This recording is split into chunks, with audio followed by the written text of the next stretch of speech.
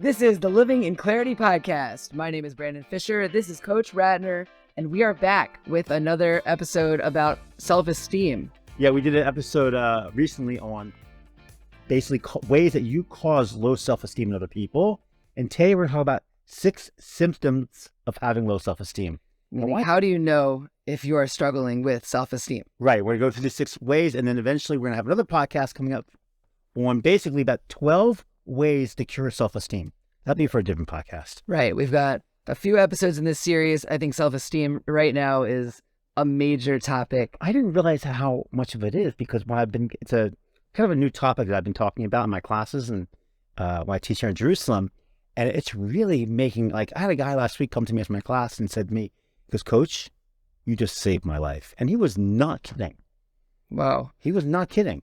I feel like, oh my gosh, you don't realize how you can affect people's lives when you try to basically help them with their problems.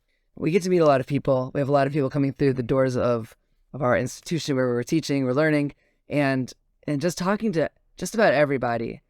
There is so much going on in the media that you see perfect life situations. You see social media. This friend is living the life. This friend is not. I feel so bad for them. But you envy the people who are living well, and you're just trying to figure out, where do I fit in? My life isn't that perfect, but it doesn't suck, so I can't complain. But I know it can be better, and therefore we're just kind of always fluctuating emotionally. Yeah, I taught a class on marriage, dating and marriage today, and I want to, for my students, I want to upgrade their marriage. That's the idea. And if you're not married yet, to make sure that the hard work doesn't start until you get married. People think once I get married, I'm done. No, that's when the hard work starts. Mm-hmm. That when you've gotten to the point in your marriage, when you know there's someone better looking, there's someone who's a better cook, there's someone who connects to you emotionally better, someone's funnier, all the different characteristics you can say, there's always someone better out there for that than your wife or your husband. But it doesn't matter. You've gotten to the point in your relationship when you realize the person you marry isn't perfect, but they're perfect for you. That we're never going to have everything perfect in our life, but we have to know that everything that we have is a mission that says, who is rich, one who is happy with what they have in life. And you need to be happy with what you have, else you're always going to be searching, looking, and never satisfied. And a lot of us are searching. A lot of us are searchers. And there's nothing wrong to keep getting better at whatever you do in life. And right. You can be searching, but you should be happy that you have where you are. We have more than we think we have. Yeah. So let's talk about the symptoms of low self-esteem. So symptom number 1, these are symptoms of low self-esteem. Number 1, and I'm dealing with this right now, that I talked to you about off camera, is imposter syndrome. That's right. You know what that is? About that today. Imposter syndrome is when you think you're a fake, you doubt your skills, your talents, your accomplishments. You have a persistent fear of being exposed as a fraud. I mean, how many times you said, "I'm not good enough"? Who am I to be doing this? Yeah. Yeah. We learned in the Torah when Moshe came to the burning bush and God said, "I want you to go speak to Pharaoh." Who am I? I'm not good enough for this. This is not me. And that voice kind of creeps up out of nowhere and says, "Hey, remember me? You suck. You're not good enough." Right. So for me personally, it happened this week. There's these trips that come to Israel called Momentum, run by our friend and Rebbe. Incredible trips. It's like birthright for moms and dads. For moms and dads, yeah. And they had a men's trip, and I was on a lot of the men's classes listening to them. And I hope to one day be leading one of these trips. And I was up there listening to these great speakers like Harry Rothenberg and Lori Plotnick and Rabbi Plotnick. I'm like, and I was saying this because I teach all the time. I'm on this podcast. I'm like, I can't do that. I'm fighting that imposter syndrome. Like, I am not good enough to be a leader on this trip. And of course you are. You have all the experience that they have and more. You teach every day. Yeah. And it creeps into every single one of us. And I'm sure our audience has said to themselves, I can't do this. I'm not good enough. So what's the source of that feeling? That low self-esteem. How do you know if it's true or if it's not true? One of the things I teach is that, to be successful in life and successful at anything, you don't have to be the best at what you do. You just don't have to be. You need to be good enough. And everyone's got to, and this came from me I used to play piano when I was little. I was very good.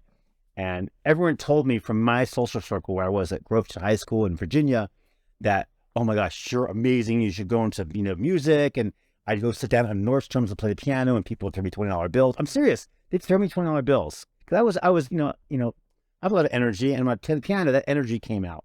Right. And people really enjoyed it.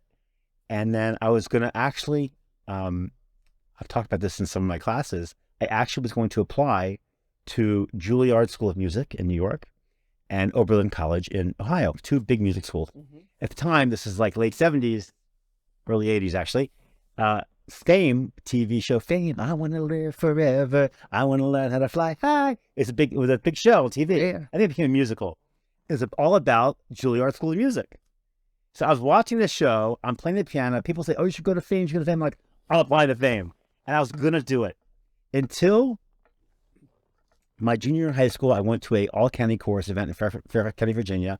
I was in the chorus. I walked into this room full of pianos and my heart sank. Here I thought I was the best piano player in my, anywhere I'd heard of, except maybe Liberace. And there were so many people playing the piano there that were so good, so much better than me. There were Koreans and Americans, and there were girls and boys, and they were so much better than me. And I said, I am never going to be at this level. I'm not going to bother. And I quit. I didn't quit piano, but I quit the idea of going to music as a full-time career. And I learned a very important lesson from that. Two lessons. One is, you don't have to be the best at what you do to be successful. I could have written music. I could have sang. I could have, backed up Billy Joel. I could do lots of different things. I didn't be the best. I didn't have, I had certain skills that other people didn't have. Right. And I didn't take advantage of it. So you could have still had a career. I could have music. And the second thing is, don't listen to negative thoughts from negative people. And that's what I did. And the worst person to listen to is yourself. Most of this imposter syndrome comes from inner. It's our own thing. And it's funny because now that I'm teaching this class on self-esteem, they're hearing of the podcast. And I went through it this week. I'm like, and I had to talk to you about it. Like, I am good enough to lead this. I'm could be better. I'm like, there's no reason I can't do it. Yeah. We all suffer for this. And we're in a world where we're growing. That's what living is. You're always growing and becoming better at what you're doing. Yeah. And therefore you are not the best yet. That's great. And by the way, the reason why I give this class is I want to turn my mess, which is my low self-esteem, into my message, right? I want to get this across. We are all dealing with low self-esteem. It's just a constant thing. It's worse, obviously, when you're like going through teenage years and your early 20s and you hope to outgrow it. You never really fully outgrow it, but recognizing, like we talked about last podcast, the 4 ways that you cause low self-esteem in people. And now we're talking about the 6 symptoms of low self-esteem, things that are, that we can realize. And I have low self-esteem. Okay, I admit it. I had imposter syndrome this week, but I'm over it. So. And it never really goes away. No. Okay, number 2. Yeah, number 2 is people pleasing. People please. Now, this doesn't mean you can't please people, but there are some people in my life, when I look back, they were always the person to help you. They helped you with your birthday party. They were nice to everyone. They took people to the airport. They were very, very overgenerous, which is great. It's a great thing to do. Yeah. When I look back at some of these people, they went over and beyond what they needed to do. And the reason why is I believe they had low self-esteem. They felt bad about themselves. And in order to compensate for that low self-esteem, they went over and beyond what they would normally do to help other people. These are people who, this is a situation where you might find yourself, where you are going out of your way, saying yes to things that you should be saying no to, inconveniencing yourself in a way to build that other person up. Well, to help other people, and it's not. I don't want to say this is a bad. It's a good thing to help. You want to help other people, right? But looking back, this is back in college. I don't want to say her name because you may be listening. But looking back at this person, I don't think she ever got married, and I think the reason because you just never really liked yourself, and I don't know where that came from, but I think it was masquerading as, oh, she's so nice, when really it was, she felt bad about herself and she wanted, and it was good. Like, listen, there's worse things you could be doing, right? Yeah. So why does it doesn't make sense that it would reveal itself in that way. Right. So why do you think that happens? I think also maybe it could have been from family situations where you had dysfunction in the family. And, one of the things about raising children is that you want your children to have strong self-esteem. And one way to do that is to always have their back. Know that anytime I'm in trouble, anytime I need help, I can go to my parents and they're going to be there for me. That kind of child's going to grow up, going out into the world, not willing to fit, not scared to try to take risks, and not scared to do things by themselves because they feel good about themselves. They know they have to inherit love from their parents, and their parents have their back.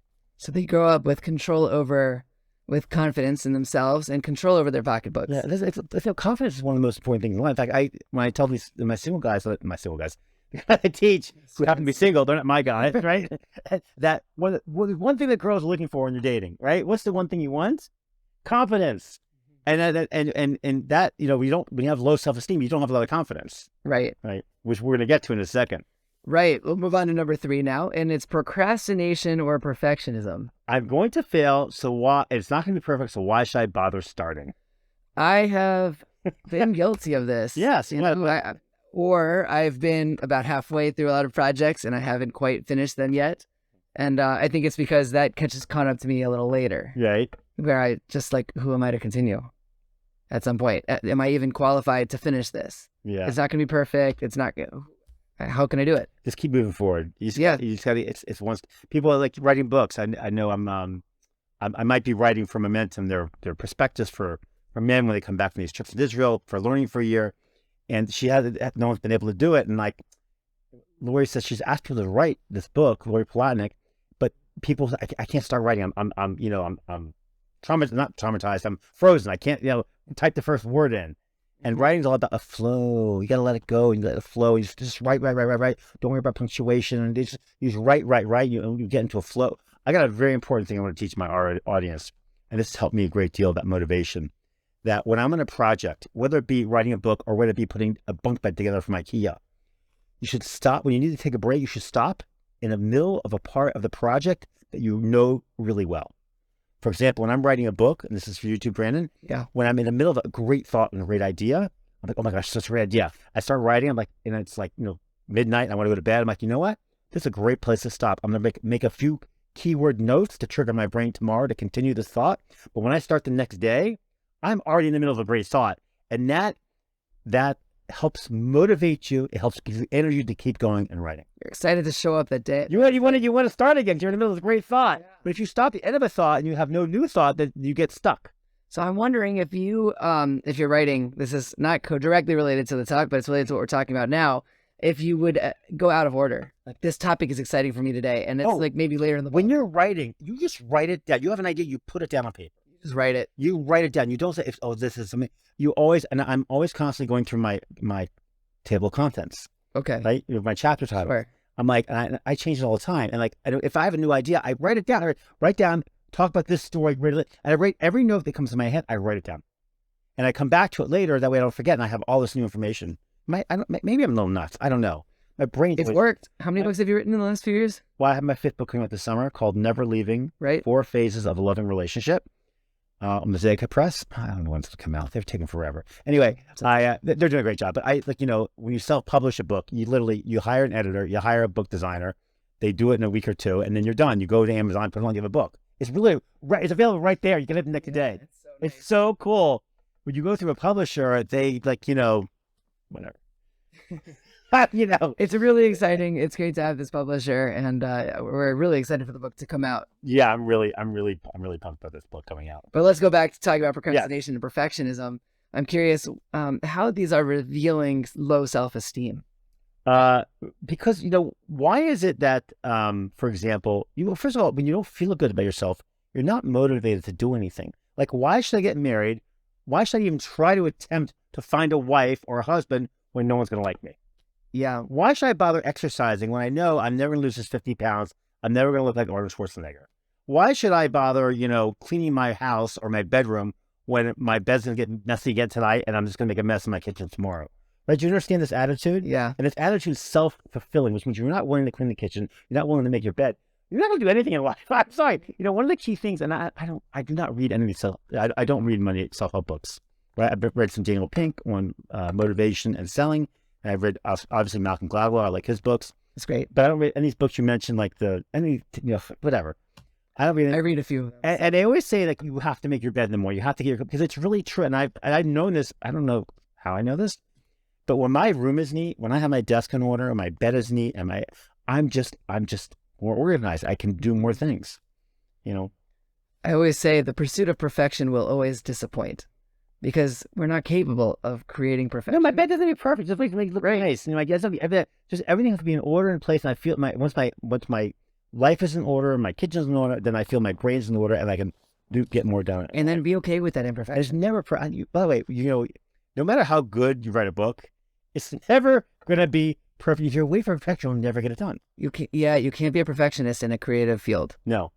Because in order to be creative and get ideas out there, you have to be constantly in motion. Motion creates your brain to function, and when you're always, like I always said, If I'm not busy, I'm dead. Right. If I go a week and I have nothing to do, I'd like kill me. Like I have to be busy, and that busyness creates. You know what my best writing is? When? On a plane. Really? I am killing. Like I can like if you were me to write a book, just send me somewhere. Send me to Hawaii, first class. I'll write a few books for you. Like I don't know what it is. I remember when we were in Miami together. You had written an unbelievable amount of time in the one day that you were there. Yeah, I can give it. Yeah, so Change of scenery is a powerful thing. I know, Unstuck yourself. and I know I am not that good a writer. I have good ideas. I think but I'm not a good writer. But I just do it, and I don't have to be perfect. Right. I know that and there's always gonna be a better writer. There's always someone better ideas. Always something better. Like you just. I think the key is that you're always getting better. You don't realize you're getting better, but when you keep moving and doing stuff. But like something as little as making your bed in the morning it can help you trigger your day to start your day off right. Mm-hmm. If I can do this, I can do that. If I do that, and the next thing you know, you're accomplishing a lot in the day. But if you feel bad about yourself, and because of that, your bed's not going to be perfect, why make my bed? You know what? Why do anything in life? And then you're going to feel bad about yourself the rest of your life. You're going to have low self-esteem. So establishing healthy routines is a great way to move past this. That's not even in one of my tips for 12 steps here, but it really. Secret 13th right there. I mean, make your bed in the morning. Yeah. By the way, I'm always adding stuff to my classes. I had it at 14 and down to 10. I got it down to 10 because sometimes I have too many steps. Right. If you can combine them, it's always better, but. Yeah. Too much information. Yeah. Some other people may do less. So let's talk about comparing yourself to others. Oh, number 4. So just say if you're listening to this or watching us, 6 symptoms to cure low self-esteem. 6 symptoms of low self-esteem. Number 1 is imposter syndrome. Number 2 is people pleasing. Number 3 is procrastination or perfectionism. And now number 4, comparing yourself to others. And so I find this is a very natural thing. You see other people all the time. Obviously, there's the expression keeping up with the Joneses and all kinds of expressions that come out of that. It's probably one of the main things that are discussed in the self-help field. But how do you handle that? How do you not compare yourself to others? Why is it so natural to compare yourself? When you put yourself in a society that's always comparing, it's hard not to. And I think leading spiritual lives get you out of that because there's a higher power. And you also know that you don't control the world, and you don't not really caring when you have strong self-esteem. Because really, the greatest prison you can put yourself in is living your life worrying about what other people think of you.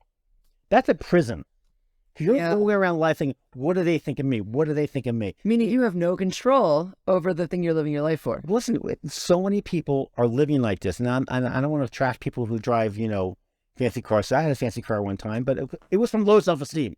Why did I spend at the time, 2006, I spent $62,000 on a brand BMW. I should have taken that money, bought a Honda for $25,000, put the other money in Amazon stock, and I would have been a billionaire, right? Like, of course, you don't know that, but you should have just invested it and put it into whatever it is.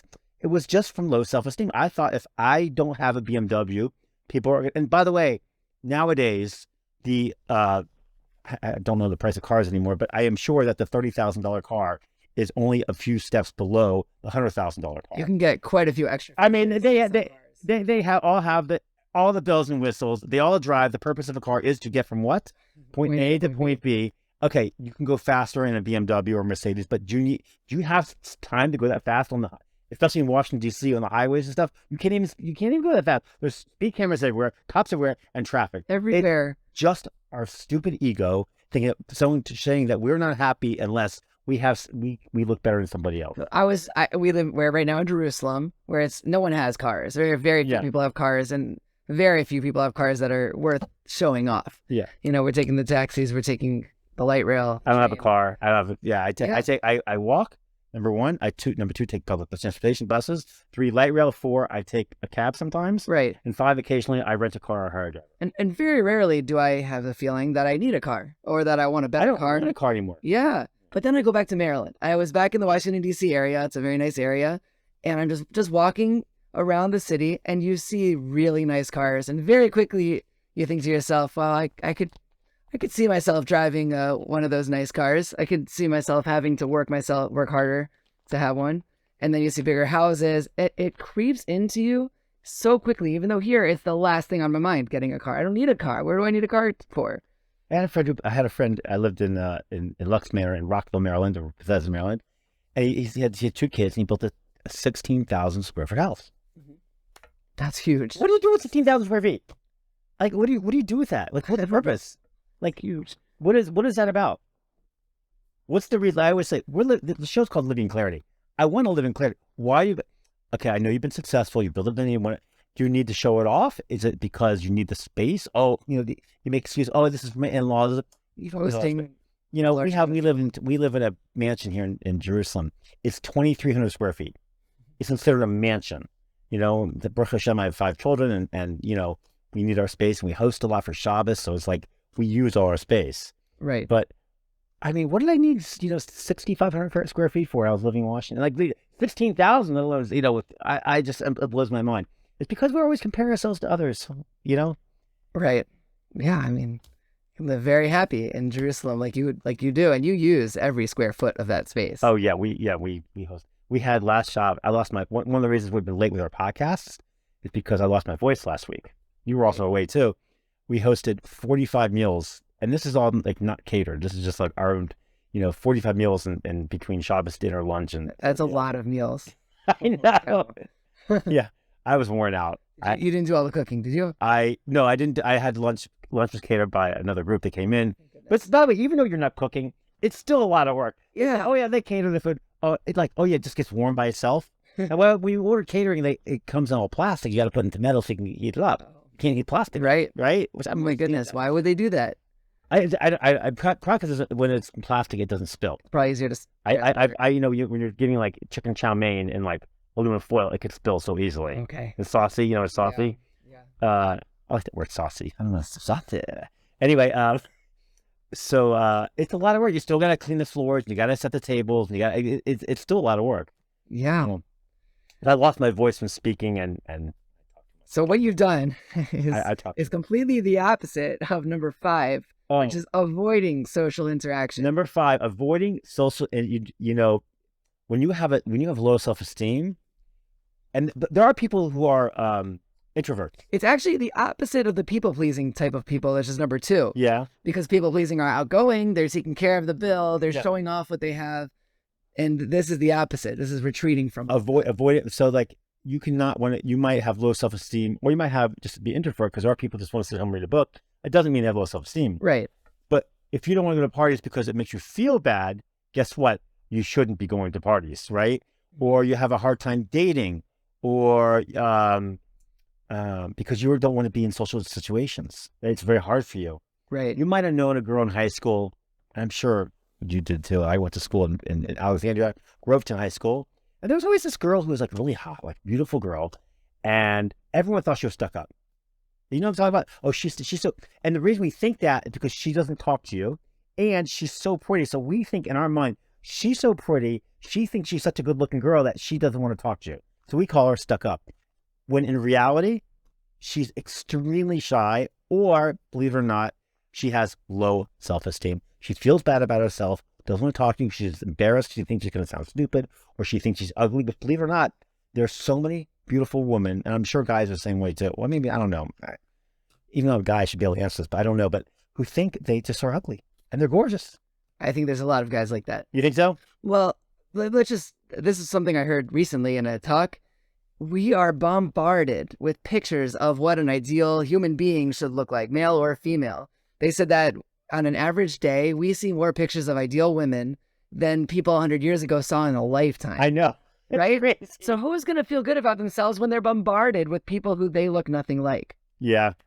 I have to bring up something that I was taught in a class recently.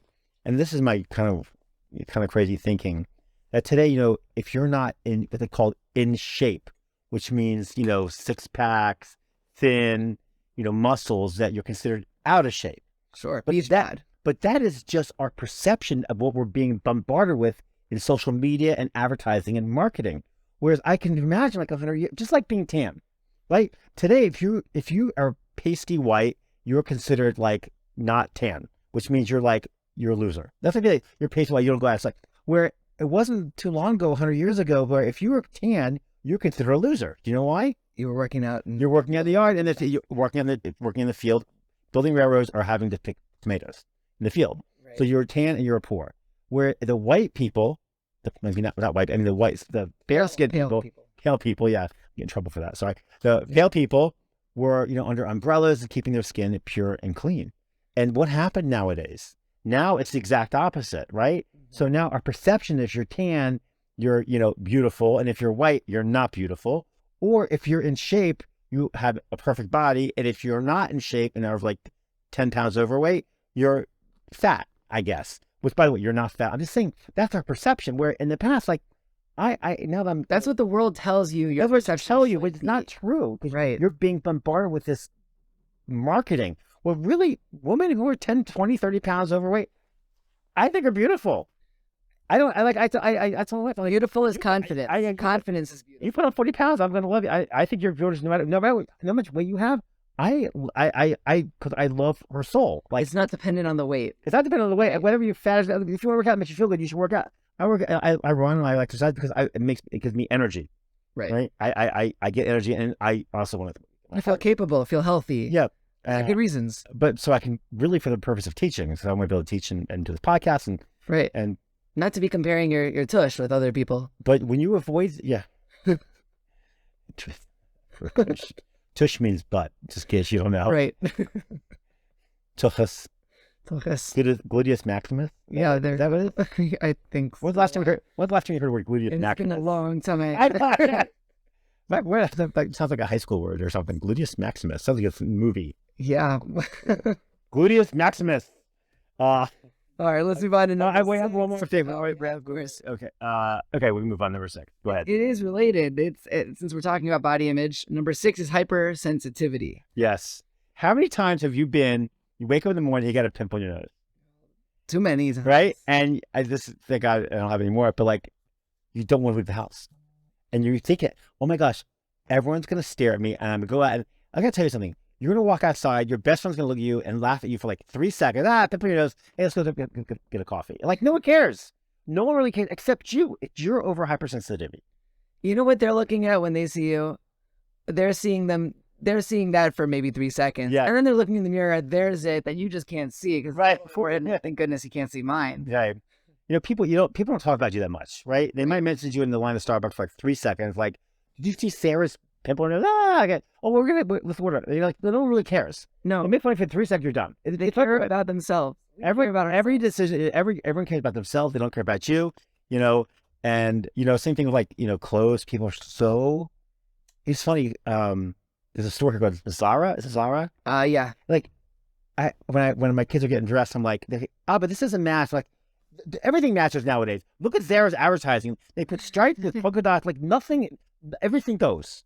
Like, it used to be like certain colors didn't go. Like, everything goes with black and white, obviously, right. And maybe even gray. But like, pink doesn't go with, purple or something, whatever it is. And like now, it doesn't really matter. And people spend so much time staring at themselves in the mirror. I have teenage kids, and like my son's like, it was a very short-lived thing where he was looking at his hair in the mirror for like 10 minutes. I'm like, right. Thank God that didn't last very long. I'm like, who cares? Do you know what the most important piece of furniture is in a hotel room? I learned this in school. Oh, because you're in hotel management. Exactly, yeah. Mirror.